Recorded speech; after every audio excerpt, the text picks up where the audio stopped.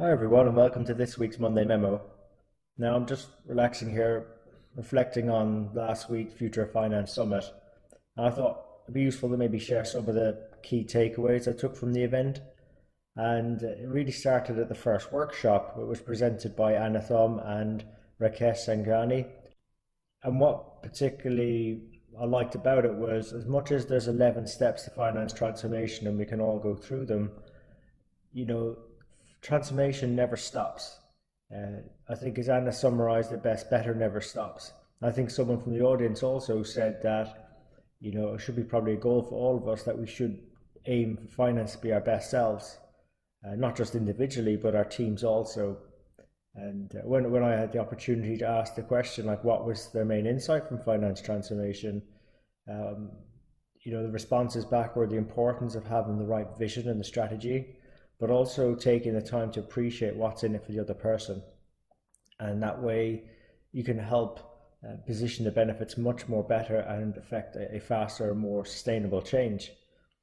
Then another topic close to my heart that came up was everyone's a business partner. It was a panel debate hosted by Ashley Michelle Humphrey, and I think she was supported by Camilla, Denise, and Caroline. And interestingly enough, there was a bit of a debate over whether or not business partnering was a role or a mindset, and I think we agreed it was a mindset.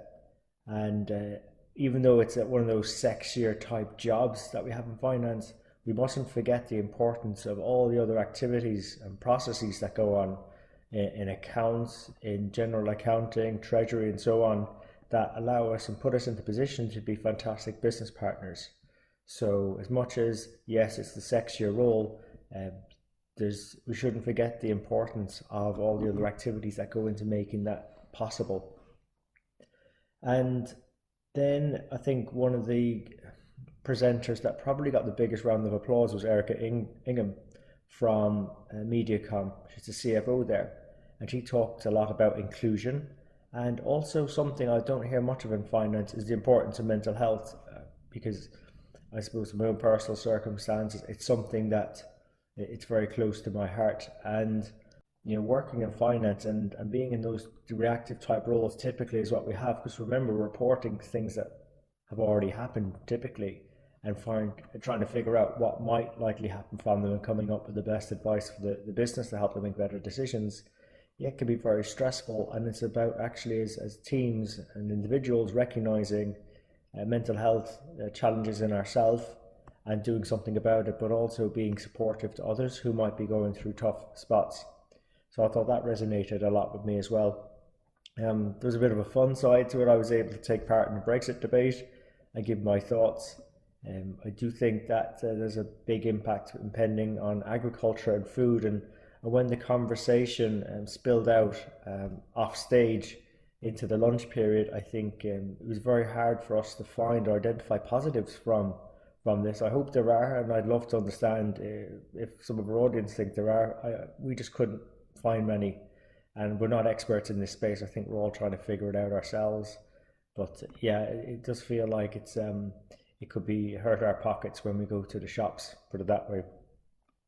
And then I'll leave you on this thought. In terms of the skills gap in finance, there was a vote taken on the room, and at least 54% of those in the room felt that digital finance, so those sort of analytical and automation type skills, were the biggest gaps that we were lacking from a skill set in finance. And you know what, thinking about it, we're not getting those types of understanding and development opportunities as we do our exams. It's not our traditionally strong area, so we're going to have to go out and do something about it. And I really do hope bringing on guest mentors onto this podcast helps you, and also other resources out there. There's a lot of people telling us what to do, and we pretty much understand the why, but it's that practical how. And I felt on the presentations I shared, when people came back to me afterwards, it was they liked the practical tools. As much as I want to sort of call out as well, that's not the only skills gap. A good proportion still see business partnering as a challenge area, also a lack of innovation, and some said all of the above. There was only 4%, I think, that could say that they felt they had the right skill set. So look, we've all work to do, and going back to the first point, better never stops. So on that one, I just want to say thanks for investing your time with us today. Hope you found it useful, and if you did, please let your friends and colleagues know about us, as we're on all the major platforms, so please encourage them to subscribe and leave a review there. So until next time, take care of yourselves, and let's keep on building our strength in the numbers.